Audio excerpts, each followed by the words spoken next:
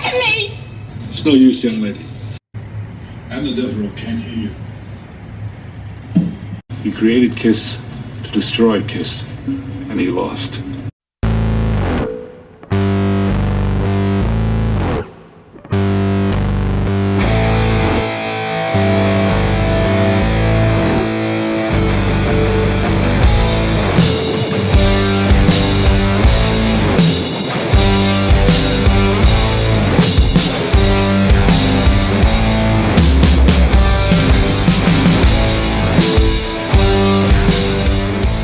Welcome, fellow Kiss fans. Welcome to It's All For You Demons, celebrating the fun of being a Kiss fan, and you can tell by the ribbon on the door. This is 4th of July holiday weekend, buddy boy.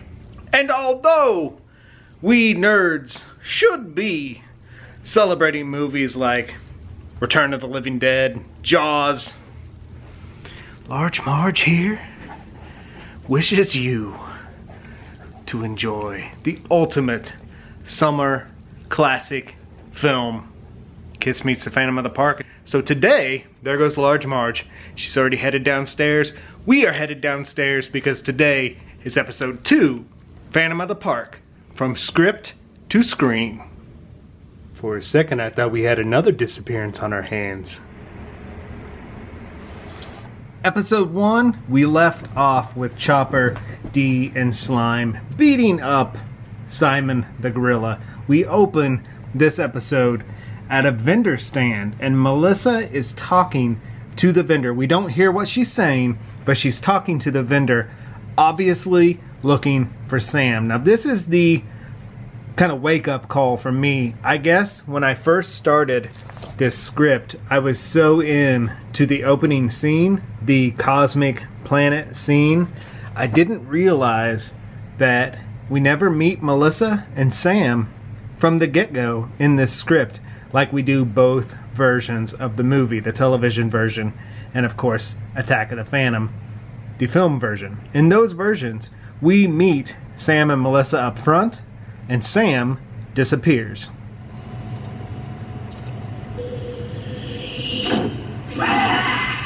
And I love this next paragraph. Melissa is eyeballed by a group of sailors. In the film, they were just teens, sipping on cokes. And next up we go to the disc jockey who is hosting the Kiss lookalike contest. And in the script, we actually have a name of their radio station. K-Dog was hosting a Kiss lookalike contest. And in a series of coincidence, Large Marge and Pee Wee were at that lookalike contest. There they are, high-spirited kids. That's what I see.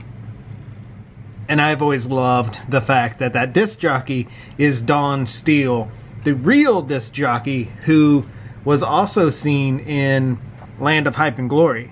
The DJ who is hosting Kiss wearing the mask in the station. And I believe he tells Paul, "Give him Boston, man!" Another fact I love from the Phantom script. Hello, Large Marge. The child doing the lookalike contest is a boy named Jeffrey Dengrove. In the film, it's a girl named Lisa Ashton. Contestant number 7.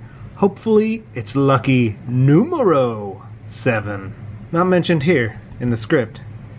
Jeffrey was not lucky numero 7. Lisa was, but not Jeffrey. I bet my gut's telling me Don Steele, being a DJ, ad-libbed that line. Boom. Perfect. We then cut to the conversation of Sneed and Melissa, and it's pretty different here in the script. You know, Melissa is more begging, like, please look for him. Sam works here. And there's no mention of Devereaux's laboratory being underground, way underground, as my friends and I still to this day quote. The employees are consistent with the film. We have close to 2,000 employees here, ma'am. And it basically cuts to Guard 1 saying, I think he works for Abner Devereaux. And there's really no mention of the laboratory being underground. Next up, we cut to the ride that is out of control. And in the script, this ride is called the Cyclotron. Now, there has never been a ride at Magic Mountain called the Cyclotron. And in the movie, of course, it was an octopus, followed by that little kid's horn in Melissa's face. Now in the script and the television movie, we see that it's actually Chopper, Dee, and Slime who are messing with the engines of the ride. In Attack of the Phantoms, we just see the ride malfunction and Calvin look at the ride in disgust as Abner is obviously not keeping up his end of engineering and maintenance. That's your responsibility. And lately things have been malfunctioning and even breaking down. I actually like the inclusion of Chopper, Dee, and Slime breaking the ride because Abner does not turn them in, which adds to the he's got grander schemes going. He's going to use them in his master plan to take over the park. Next up, we have Melissa approaching the restricted area. When I was in Magic Mountain, I was able to find a restricted area sign. Of course, not the one Screen used, but still made me smile. Melissa and Abner talk. Abner instructs Melissa to climb into the elevator, and he says, per the script, just step inside. In the film, he says, you step inside. Another Wax Night favorite quote from the 90s to 2020, still quoted all the time. Now, per the script, there is no mention of the elevator besides a whooshing noise. There's no mention of how fast the elevator travels, which I believe in the film he says you just traveled like 2.3 seconds or something like that. Now, a little historical love of myself and Phantom of the Park. When I first bought the Good Times home video, it came with this tab, still intact. And if you remember VHS, if you did not take that tab out, you could record over your videotape. Well, one day I was watching Phantom, had not removed that tab, and I accidentally hit record and had great lightning and fear that I had just ruined my Phantom of the Park. Didn't ruin it, just got some wavy lines and a brief shot of, I think, a man lifting a barbell. I have no idea what that was. May have been on ESPN or the news or something. But my Phantom of the Park was never the same. On a side note, Danny one day was watching our friend Brett's parents' porn collection and accidentally recorded a bit of a Deep Purple video over Sexpo. So it was a common occurrence, a scary thing to happen to kids of the 80s and 90s. Gotta love VHS. Now this is the funnest part of episode 2 of the script for me. Melissa is encountering the mechanical creatures in the workshop. She runs into Benjamin Franklin. Next, she runs in to some cartoon character heads. 4 hideously grinning cartoon character heads sit on individual pedestals.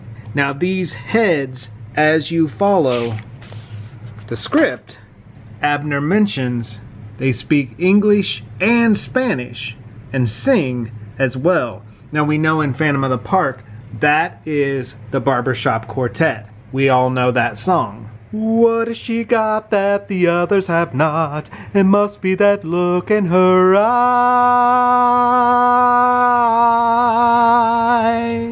However, in this script, they are cartoon characters. And if you watch Attack of the Phantom, there is a cartoon character head in Abner's workshop.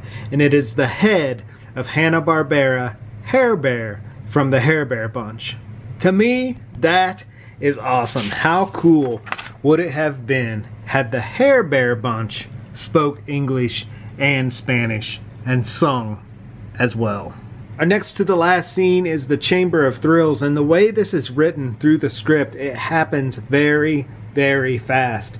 Obviously, a wonderful set was built with lots and lots of attractions, and the scene is much longer. In the script, the scene is not very long at all. They walk into the Chamber of Thrills. In the script, it is not a little girl, it is a son, and he is telling his dad that Kiss is just as relevant as Mozart was in his day. Speaking of which, the little girl from Phantom that sticks out her tongue at Chopper, she needs to be at Kiss Expos. Why isn't she at Kiss conventions?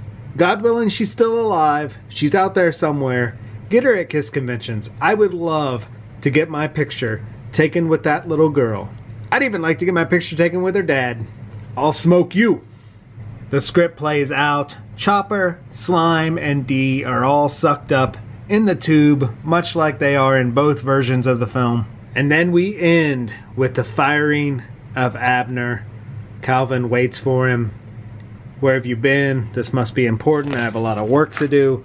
And he fires him outside of the Kiss stage as roadies and sound crew are working. But Abner gets his walking papers, much like he does in the film. I'm gonna have to let you go. Retire you. This is no snap decision. You know how I feel about you personally. I've got to do what I feel is best. Best for whom, Calvin? And we end with Abner saying there is nothing for me outside this park.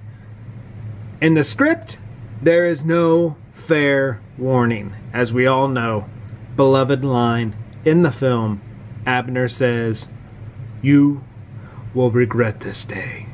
And that is it for episode 2, First Draft, Phantom of the Park, from script to screen. Thank you all for hanging with me tonight. Thank you for waxing rock and roll nostalgia and Phantom of the Park with another episode of Phantom of the Park from script to screen. Happy 4th of July weekend to each and every one of you who are celebrating, of course.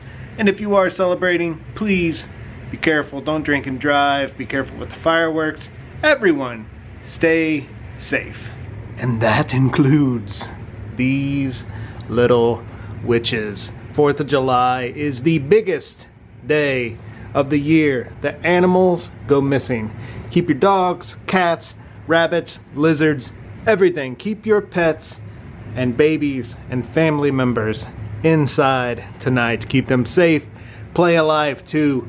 Play Phantom of the Park. Distract them from the fireworks. Fireworks are fun for us, especially at Kiss shows. They are terrifying for animals. Keep them inside. Keep them safe. Become a pen pal with us. I'll send you some Large Marge Pee Wee swag. Take care, everyone. Be safe.